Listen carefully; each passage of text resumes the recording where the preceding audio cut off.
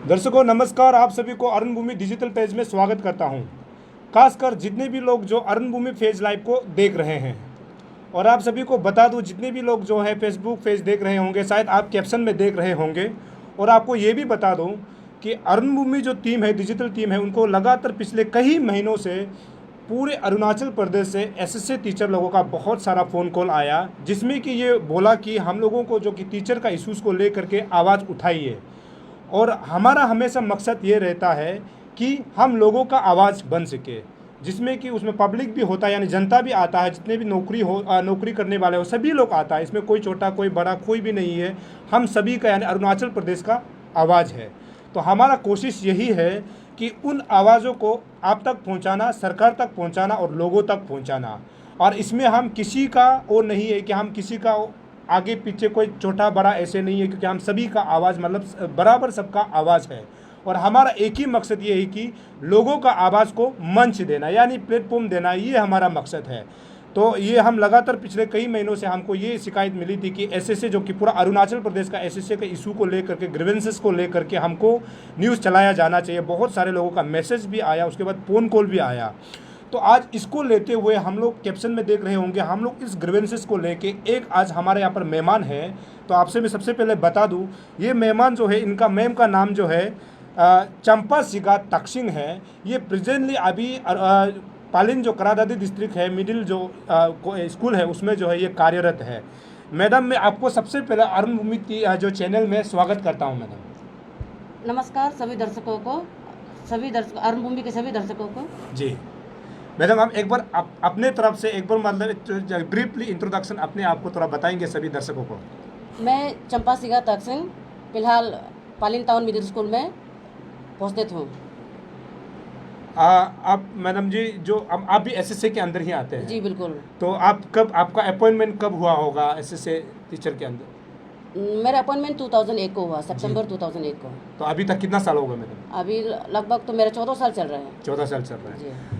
तो आप सभी को बता दूं, ये एसएससी और अभी जो है एसएससी को रमसा उसके बाद ऐसे कर दिया गया था। एक समय एसएससी टीचर सर्व शिक्षा अभियान जो है होता है, एक समय ये एजुकेशन सिस्टम को आगे बढ़ाने के लिए, उसके बाद लोगों को नौकरियां देने के लिए मतलब भारत सरकार द्वारा किया गया था। और ये बहुत सबसे अच्छा एक स्कीम था, जिसको मतलब बहुत सारे लोगों को मतलब पूरे भारतवर्ष में लोगों को, जो पढ़ा लिखा जो बच्चे हैं, उसके जो भी है लड़की लड़का जो भी है जो पढ़ा लिखा, उनको जो है जॉब देने में कामयाब रहा है।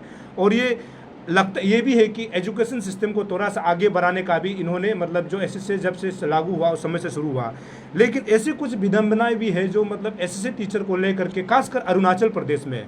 तो इन विषयों को आज हम लोग चर्चा करने के लिए मैडम को यहाँ पर बुलाया, मतलब मैडम को हमने आमंत्रित किया है कि आप उन्होंने खुद भी बोला है कि जो एसएससी का ग्रीवेंसेस होता है उनको जो है वो आप बात रख सकती है। तो इसीलिए हमने उनसे मतलब आज यहाँ पर मुलाकात करने के लिए हमने कर ही दिया था। तो मैडम, आपसे मेरा सबसे पहला सवाल यही रहेगा कि बहुत सारे लोगों का ये था कि मतलब हम लोगों को फ़ोन कॉल तब किया था कि मतलब हम लोग का थोड़ा सैलरी को लेकर के बात कर दीजिए, आपका सैलरी जो है टाइमली नहीं मिलता है। और अभी भी सुनने में हमको ऐसे सोर्स से हमको खबर मिला है कि 4 महीना का अभी तक नहीं मिला है, शायद कई डिस्ट्रिक्ट में मिला है, ऐसे भी हमको खबर मिला है। तो ये सैलरी को लेकर के, जो सैलरी जो मतलब इन्हेंसमेंट को लेकर के, मतलब आपका क्या राय है मैडम? सबसे पहला नमस्कार। मैं अरुण भूमि चैनल के माध्यम से मैं सरकार से यही गुजारिश करना चाहता हूँ कि आप हमें सुने और समझें, हमारी तकलीफ़ों को समझें। वैसे तो सभी जानते हैं कि हमारे एसएससी को सैलरी सही समय पे मिलता नहीं है, कभी कभार 3-4 महीने निकल जाता है। इस बार भी ऐसा ही हुआ कि हमको 3 महीने लग गया। पता नहीं, कभी बोलते हैं कि नया सिस्टम लॉन्च होने की वजह से लेट डिले हुआ, उसको तो मेरे को पता नहीं। ये हमको क्या था सवाल आपका? ये सैलरी इन्हेंसमेंट को लेकर जी। इनिशियली हमको सैलरी मिला था पीआरटी को, यानी कि 80 को 7,200 करके मिला था शुरुआत में। देन उसको डेमोक्रेटिक मूवमेंट करके या फिर सरकार ने हम पे दया करके इन्हेंस कर दिया, 10,800 कर दिया, 7 से बढ़ा के। देन हमारा ये टीजीटी को यानी कि जेटी को 8,500 से लेके 12,700 पर मंथ इन्हेंस कर दिया। फिर उसके बाद कमिटी बिठाया, हमारा एसोसिएशन ने मांगे ये मांगे रखी, शर्तें रखी। जी जी जी। तो कुछ कमेटी बिताए हमारे एजुकेशन डिपार्टमेंट के, हमारे एसएसए के ये से। तो कमेटी बिठाने के बाद में उस समय शायद तुकी सरकार थी। जी जी जी। उसके बाद लगभग कमेटी बैठने के बाद में 3 साल के बाद में हमारा सैलरी कुछ इन्हेंस हुआ। बिल्कुल। इट वाज मतलब 80 को 10,800 से 21,175 इन्हेंस कर दिया। जी जी जी। देन जेटी को 12,750 से 26,450 करके बढ़ा दिया, जो अभी प्रेजेंटली चल रही है। नहीं, ये सैलरी जो नहीं और आगे। जी जी। ये सरकार को मैं शुक्रगुजार हूँ कि वो हमारे दुख तकलीफ को समझ के समय समय पे सैलरी तो बढ़ा दिया। जी जी जी। लेकिन ये जो है उस समय जो है 6 CPC लागू करके स्टेट ने इम्प्लीमेंट कर दिया। बिल्कुल। अभी भी हम यही सरकार से गुजारिश करते हैं कि 7 CPC भी इम्प्लीमेंट करके हमें हमारे हक दे दीजिए। जी जी। फिर कुछ धरनाएं करने के बाद, देन लीगल फाइट करने के बाद में सरकार ने हमें 21,175 से अभी शायद ये लिखा 25,000 कुछ है। और अभी फिलहाल देन हमारी 26,453 से अभी हमको 34,000 लगभग मिलता है। जी जी जी। तो हमें फिर से मतलब सरकार से और गुजारिश है कि अभी आप देखिए कि हर चीज़ का बहुत महंगा हो गया, हर चीज़ का। जी। एक सब्जी एक मुट्ठी में 50 से नीचे नहीं है। जी। एक आप टेम्पो भाड़ा ले लीजिए, ट्रैकर भाड़ा ले लीजिए, 100 से ऊपर है। तो कभी कभी 3-4 महीना सैलरी नहीं मिलने से हमको लेने का देना पड़ जाता है। जी, बहुत मतलब लोन लेना पड़ता है। फिर लोन चुकाते हमारे फिर इंटरेस्ट बहुत बढ़ जाता है। जी जी। तो मतलब सरकार से यही गुजारिश है कि आपके चैनल के माध्यम से कि सैलरी को और थोड़ा हमें बढ़ा दीजिए। जी जी। At par with regular teachers, और काइंडली हमें मंथली सैलरी डिस्बर्समेंट कर दीजिए, ताकि हमें मतलब हमें हर महीने की नीड्स को पूरी कर सकें। जी जी। इसका मतलब ये है कि मतलब आप लोगों को अभी तक मतलब 7,000 से 10,000, 10,000 से 12,000, 12,000 से 21,000, 21,000 से 25,000, 26,000 मतलब सरकार ने मतलब बढ़ाया हुआ है। बिल्कुल बढ़ा दिया। हाँ बिल्कुल बढ़ा दिया। मतलब ये सरकार को इसमें तो मतलब ये है कि सरकार ने आप लोगों को मतलब समझा, उसके बाद बढ़ा दिया। जी। तो अगला जो आपको ये सवाल ये है, जो आपका मोड ऑफ सैलरी होता है, इस पर भी हमको बहुत लोगों ने ये बोला था कि इसको थोड़ा सा बात कर दीजिए। तो ये मोड ऑफ सैलरी का एग्जैक्ट मतलब क्या सिचुएशन है, उसको आप क्या समझती है, मतलब आप लोगों को कैसे मतलब बता सकता है इसका मोड ऑफ सैलरी को लेकर के? मोड ऑफ सैलरी वही है कि अभी हमको तो एवरी 3 मंथ्स के बाद में 2 महीने का सैलरी मिलता है जी। एवरी 3 मंथ्स के बाद। तो टीचर लोग का वही है कि इतना कम सैलरी में सारे घर को कि चूल्हा से लेके बच्चा को एजुकेशन से लेके मैनेज कर पाना बहुत मुश्किल होता है। इसलिए उनका गुजारिश है कि हम सभी का गुजारिश है कि हमें मंथली सैलरी समय पे दे दीजिए सैलरी को, और थोड़ा बढ़ा के दे दीजिए। पहले आपका हमने सुना है आपने कोर्ट में भी कुछ दिया था, उसका कवर आप थोड़ा बता सकेंगे? जो मतलब इक्वल वर्क और इक्वल पे ऐसे कुछ आपने दिया था, उसका कुछ है क्या मैडम? जी, हमारी मांगे थी कि at par with regular teachers, जैसे कि आम टीचर, जैसे कि बाकी रेगुलर टीचर TGT और PRT लोग जैसे ड्यूटी करते हैं, हम भी वैसे ही करते हैं। मतलब बराबर ड्यूटी करते हैं, और हमें भी मतलब बच्चा को सेम ही चीज़ पढ़ाना पड़ता है। तो हम सोचते हैं कि हमें भी वही ओहदा दे। कभी कभार ऐसा होता है कि हम ऐसे बोलने से हमें कॉन्ट्रेक्चुअल है कि हमें हमेशा डर रहता है कि हमारे नौकरी को कुछ ना हो जाए। जी जी जी। तो सिक्योरिटी नहीं है जॉब की, ऊपर से सैलरी बहुत कम, बहुत मैनेजमेंट करना बहुत मुश्किल होता है। तो उसके लिए आप फाइल किया था? जी हाँ। तो उसका मतलब नतीजा क्या है? नतीजा अभी कोर्ट में पेंडिंग है। अभी भी पेंडिंग है।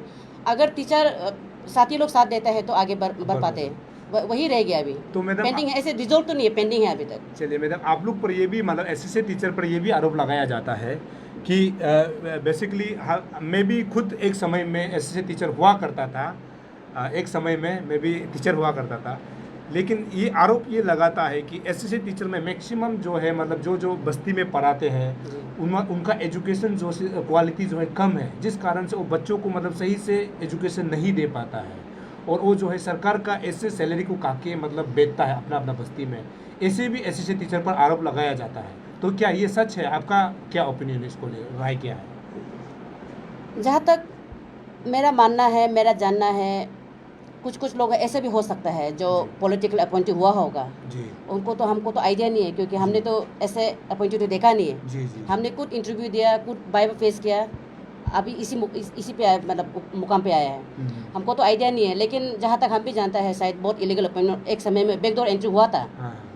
तो शायद ऐसा भी हो सकता है कि एम्प्लॉयमेंट अपॉर्चुनिटी देने के लिए उन लोगों को अपॉइंट किया होगा। जी जी जी। ऐसा बात नहीं है कि वो लोग ड्यूटी नहीं करता है। बिल्कुल। असेसमेंट रोड ठीक तक नहीं है, फिर स्कूल का इंफ्रास्ट्रक्चर नहीं है, देन स्टूडेंट नहीं होने के कारण टीचर जो शायद वो ऐसे ही सैलरी ले रहा होगा, जहाँ तक मेरा ये जानना है। जी जी, ऐसे मतलब ऐसे जानना है। और मैडम ये एक है उसके मतलब ये भी है कि अभी आपने खुद बोला है कि एक समय में मतलब बैकडोर एंट्री हुआ था, एक समय में एप्टेट का इशू बहुत चला था। जी। एप्टेट जी। कि सरकार ने ये बोला कि जिनका पास एप्टेट है उनको टीचर दिया जाएगा, नौकरी दिया जाएगा। एप्टेट तो आप समझ रहे होंगे, मैं यही है कि मतलब आप लोगों को ये बताएं कि उस समय एप्टेट का इशू क्या रहा। एप्टेट होता है, सीटेट होता है, स्लेट मतलब अलग अलग होता है जो मतलब टीचर एलिजिबिलिटी टेस्ट होता है कि एप्टेट में मतलब जो एक समय एप्टेट को ले करके बहुत बैकडोर अपॉइंटमेंट हुआ, ऐसे हमको खबर भी मिला था और हमने पता भी लगाया है। इस विषय में आप थोड़ा सा कुछ बताएंगे? जहाँ तक मेरा जानना है एप्टेट एक क्राइटेरिया है जो टीचर जॉब इंटरव्यू के लिए है, लेकिन हमारे यहाँ इसको गलत तरीके से लेके गए हैं। एप्टेट होल्डर मीन्स उनको रेगुलर करना है, ऐसे हाँ यहाँ वही ट्रेंड माहौल ऐसे बना दिया। वेरेस हम लोग को जब अपॉइंटमेंट दिया गया था, जब हमको इंटरव्यू बुलाया गया था, उनमें तो सिर्फ हमको तो 12 पास और ग्रेजुएशन सर्टिफिकेट मांगा है। हमको तो कोई एक्सपीरियंस नहीं मांगा, हमको कोई बीएड नहीं मांगा, डीएड नहीं मांगा है। अब जाके ये सब मांग रहे हैं ना। अभी तो मेरा उम्र भी निकल गया एप्टेट वगैरह देने के लिए। जी जी, उम्र ही निकल गया अभी हमारा तो 40 पार हो गया अभी और रेगुलर तो अभी बहुत दूर का बात है।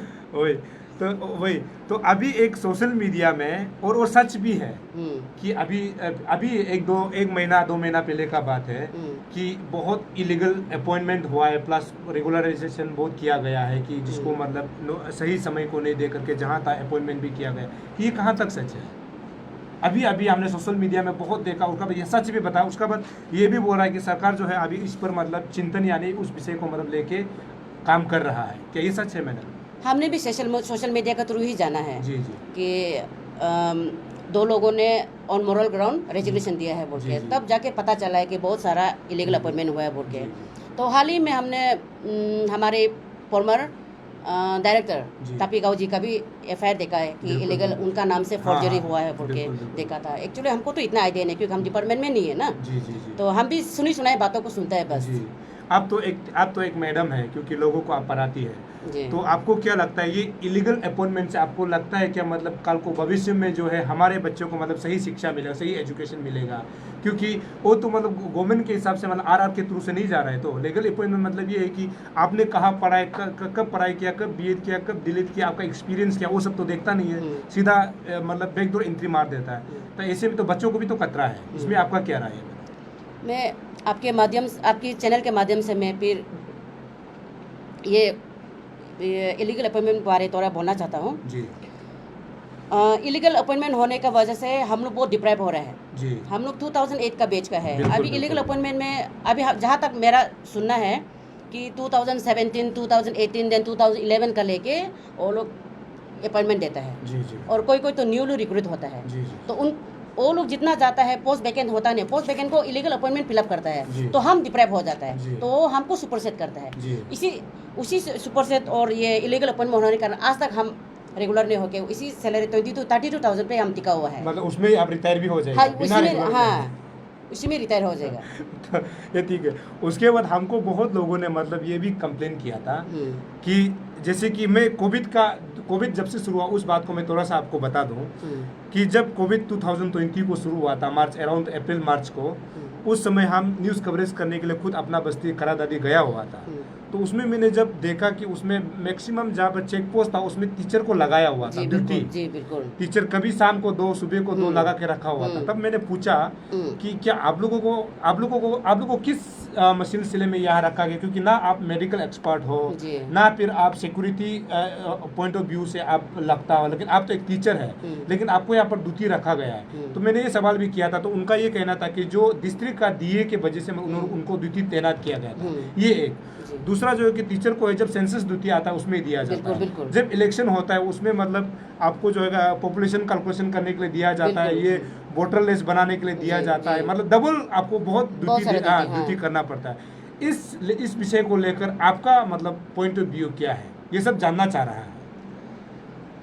हमारे मतलब ओवर टाइम ड्यूटी आपको हमेशा एसएससी टीचर को दिया जाता है, ऐसे कुछ हमको शिकायत? हमारे एसएससी मेल टीचर्स को तो बहुत सारा ड्यूटी देता है, जहाँ हर जगह देता है। आप जैसे बोला था सेंसस से लेके अभी कोविड फिलहाल में दिया है, इनकेस उनको कुछ हो गया तो हमारा तो जीपीएफ नहीं है, पेंशन नहीं है। हाँ, बस उसी में जो है शायद जो 1 महीने का दरमा मिलना तो उसी को खा के मर जाएगा। जी जी जी, मतलब ऐसे ही मतलब लोग दे देते हैं। और इनकेस उनको दिए मिलता है तो हमारा कोई बेसिक पे नहीं है तो किस हिसाब से देगा? तो शायद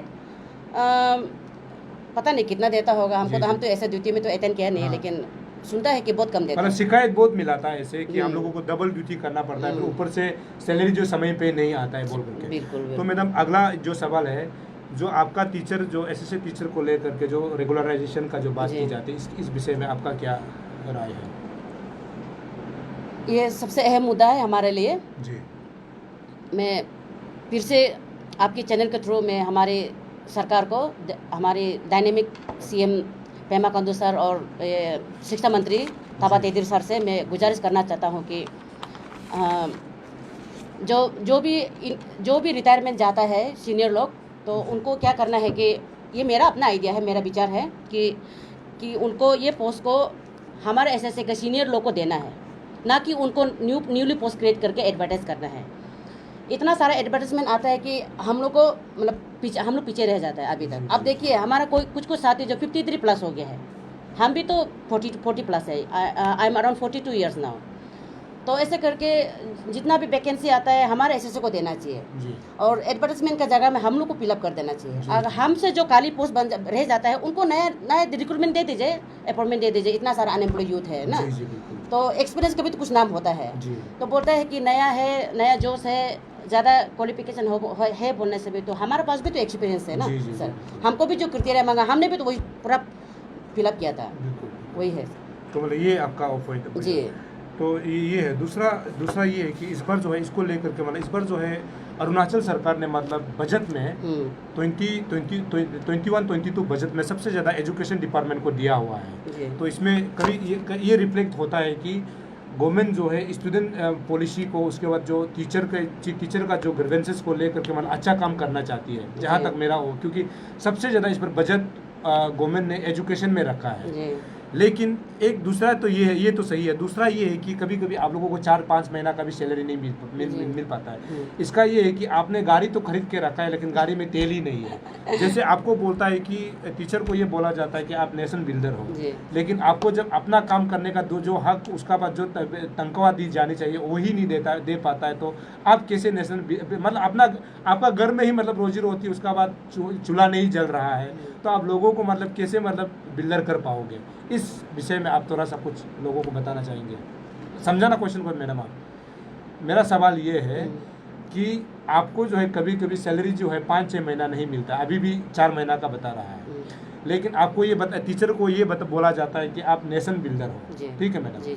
लेकिन ये एक उसको अगर दूसरा तरफ से देखा जाए तो ये हो गया कि आपने घर में गाड़ी खरीद के रखा है लेकिन उसमें तेल नहीं है या फिर चाबी नहीं है। तो ऐसे ही मतलब आपको तो नेशन बिल्डर बोला जाता है लेकिन आपको 6 महीना का पेमेंट नहीं मिलता है, जिस कारण से आपका घर का ही चूल्हा नहीं जलता है, तो दूसरा को आप कैसे बिल्ड कर पाओगे? वही तो हाँ, इस विषय में वही तो मैं भी बार बार दोहरा रहा हूँ कि खाली पेट में तो सर कोई भी तो ये नहीं कर सकेगा। तो वही बोल रहे हैं कि सरकार को हमें समय पे सैलरी मतलब डिस्बर्समेंट मतलब निश्चित समय पे एक समय पे हमको सैलरी डिस्बर्स करने से ठीक रहेगा। खाली पेट तो कोई भी आगे नहीं बढ़ पाएगा। एक बहुत बड़ा इशू था, ये बहुत बड़ा इशू एक मुद्दा है, MPR बोलता है शायद आप लोग का उसमें ना, मंथली प्रोग्रेस। हाँ, कुछ मंथली प्रोग्रेस रिपोर्ट या फिर रजिस्टर, कुछ हमको तो आइडिया नहीं है क्योंकि वो आप उसका वो जानता होगा। हमने जब सुना है ये ऐसे होता है कि MPR में उस जो MPR हो जो होता है उसमें जो है जो टीचर इंचार्ज होता है वो अपने लोगों को, जो अपना रिलेटिव होता है उसको जो है ड्यूटी नहीं आने से भी मतलब पूरा मंथ का जो है प्रेजेंट दे देता है। उसका बाद जो अपना जो जिसका साथ नहीं चलता है उसको अगर आता भी तो कभी कभी नहीं आने से भी नहीं आया तो नहीं आया, डायरेक्ट एब्सेंट। मतलब एमपीआर ऐसे एक हो गया कि आप एमपीआर के थ्रू से ही आपका सैलरी बनता है। तो मुझे हमको लगता है कि और हमने इसका खबर भी लिया था, लगता है कि उसमें थोड़ा सा मतलब ये नेपोटिज्म होता है या फिर जो मतलब पावर होता है उसका मतलब उस एमपीआर में भी साइन किया, क्योंकि मैक्सिमम टीचर ईटानगर में रहता है। बहुत लोग ऐसे हैं जो मतलब ड्यूटी नहीं करके भी सैलरी पा रहा है। इसको लेके एमपीआर के विषय में आप थोड़ा सा लोगों को जानकारी देंगे मैडम? एमपीआर आपने जो बोला बिल्कुल वैसे ही होता है। एमपीआर में सपोज करके अगर हमको एब्सेंट हो गया तो कभी कभी पूरा महीना मतलब सैलरी हेल्ड अप हो जाता है। जी। सैलरी हेल्ड अप हो जाता है। और एमपीआर का मतलब एक एमपीआर ऐसे एक ये है कि मोदरेटिस है कि जब भी हम साइन करते हैं ऐसा लगता है कि हमको रोज़ाना मतलब ये डेली वेजेस के लिए हमको ड्यूटी आना पड़ता है ना। हमको ऐसा लगता नहीं कि हम नॉर्मल ड्यूटी करता है, हर दिन को हमको हाजिरी देना पड़ता है। वही वैसा लगता है हमको, एक डिग्रेडेशन फील करता है एमपीआर का जरिए।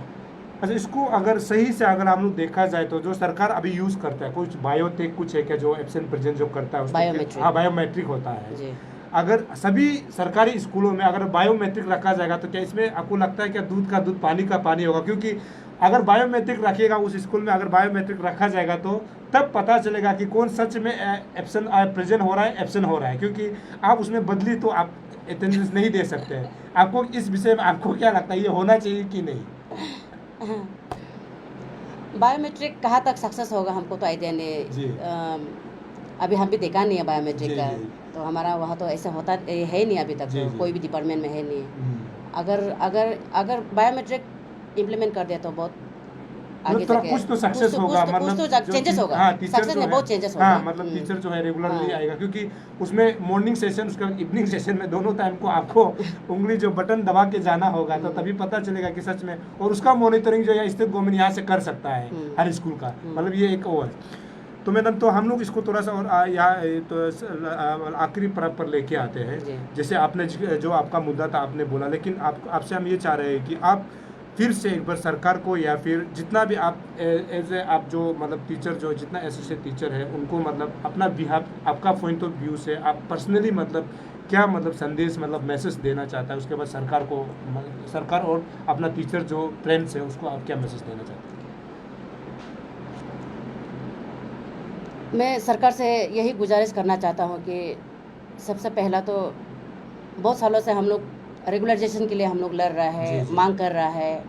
तो मैं यही चाहती हूँ कि सरकार हमें समय समय पे डीपीसी रख दीजिए। हमें साल में, जैसे कि उन्होंने इस बार बोला, पिछला बार बोला है कि साल में दो बार डीपीसी भेजेगा। तो एक डीपीसी में लगभग हमको 300-400 पोस्ट करके देने से हम समय पे हम रेगुलर हो जाएगा। तो अभी तो हम रेगुलर होने से भी हमको हार्डली 10-12 साल ही हमको ये रेगुलर का हमको इंजॉयमेंट करने मिलेगा। तो साल में अगर आप 2 बार डीपीसी रखता है और अच्छा खासा हमको पोस्ट देता है तो हम समय पे हम रेगुलर हो जाएगा। हमको मतलब रोना नहीं पड़ेगा। और हम टीचर से भी गुजारिश करता है कि अगर सरकार अगर हमें हमारी हक देता है तो आप भी ड्यूटी ठीक से कीजिए, बच्चों को अच्छे से पढ़ाइए ना।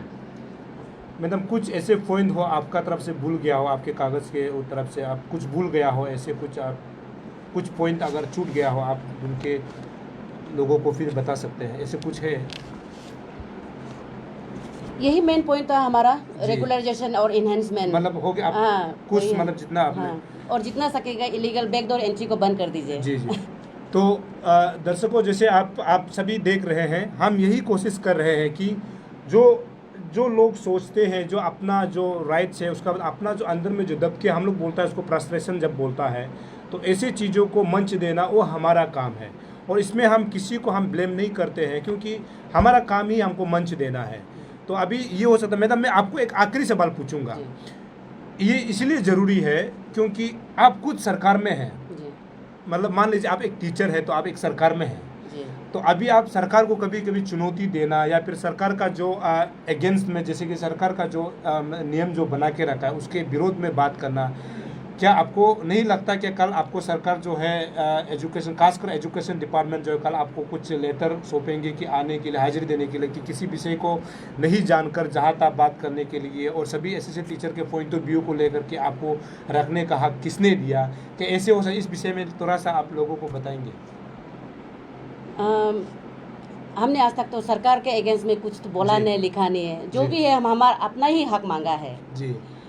तो अगर कल को अगर हमको 100 कुछ देता है तो वो भी जवाब देने के लिए हमको भी रेडी होना पड़ेगा जी। आज तक तो हमने जो equal pay for equal wide लड़ा है वो भी हमारा ये संविधान के मुताबिक हमारा फंडामेंटल राइट्स में आता है, वही हमारा हक है। हमने तो सरकार के अगेंस्ट आज तक कुछ किया नहीं है। जितना भी रेगुलराइजेशन है उनको भी तो रेगुलराइजेशन को लेके तो ये बहुत सालों से डिमांड है। कुछ तो लगभग 700 टीचर्स लोग रेगुलर भी हो गए हैं, लेकिन बहुत स्लो है। तो सरकार हमको किस लिए रेगुलराइजेशन नहीं करता है वो भी हम कभी कभी सरकार से हम जानना चाहता है। तो आपका शायद चैनल का माध्यम से हम अभी जान पाए कि हमको रेगुलर क्यों नहीं दे रहा है। तो अगर फाइनेंशियल क्राइसिस का बारे बोलने से तो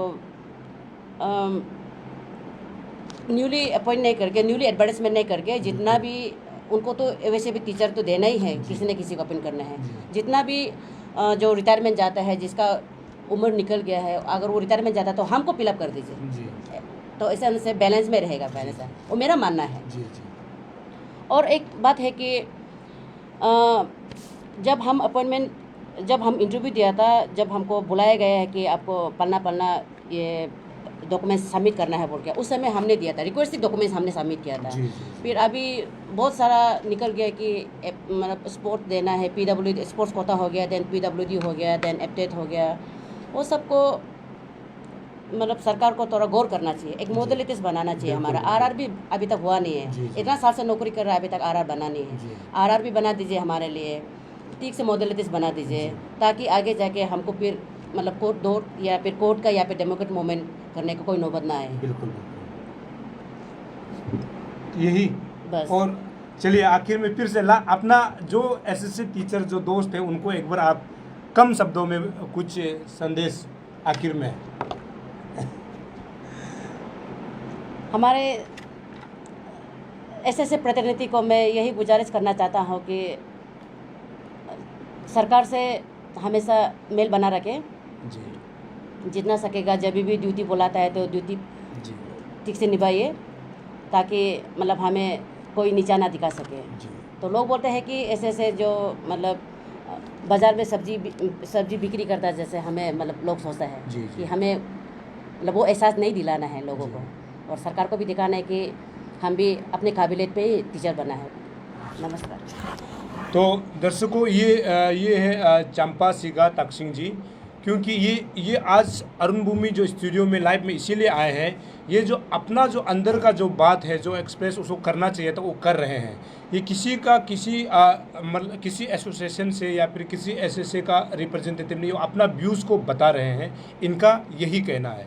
मैं आप सभी को बता दूं, सरकार ऐसे बहुत सारी योजनाएं बनाते हैं, खासकर जो टीचर के लिए, उसके बाद बच्चों के लिए, जो दूर दराज जो बस्ती में जो बच्चे पढ़ते हैं, खासकर जो सरकारी स्कूल के बच्चे, और उसको जो है टीचर नियुक्त इसलिए किया जाता है कि वो बच्चे को सही से पढ़ा सके। और सरकार इसीलिए है कि जो टीचर को सही से अपना समय पे सैलरी जो है दे सके, और वो टीचर इसीलिए अपना समय मतलब काम सही से पढ़ा सके, और बच्चों का काम है सही से पढ़ाई करना।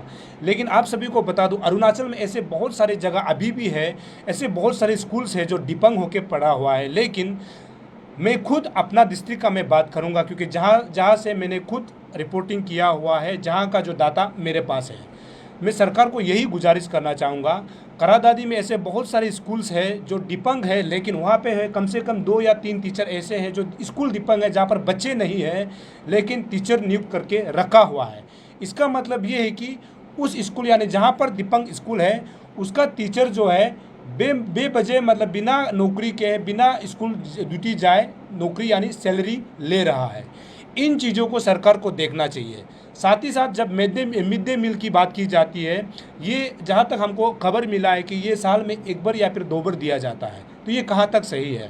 तो ऐसे चीज़ों को सरकार को देखना चाहिए, खासकर जो शिक्षा डिपार्टमेंट विभाग है उसको देखना चाहिए, और ऐसी चीज़ मतलब जो सही से काम चल सके। क्योंकि सरकार को अगर जब तक इसको मॉनिटरिंग नहीं करेंगे, क्योंकि हम खुद जानते हैं कि जो कुरुंग कुमे करादादी से दूर दराज जो बस्ती में है, स्कूल एजुकेशन सिस्टम कैसे चल रहा है, क्योंकि जहाँ पर स्कूल का इंफ्रास्ट्रक्चर ही ठीक नहीं हुआ तो टीचर कैसे रहेंगे, ये भी बड़ा सवाल हमेशा उठता है।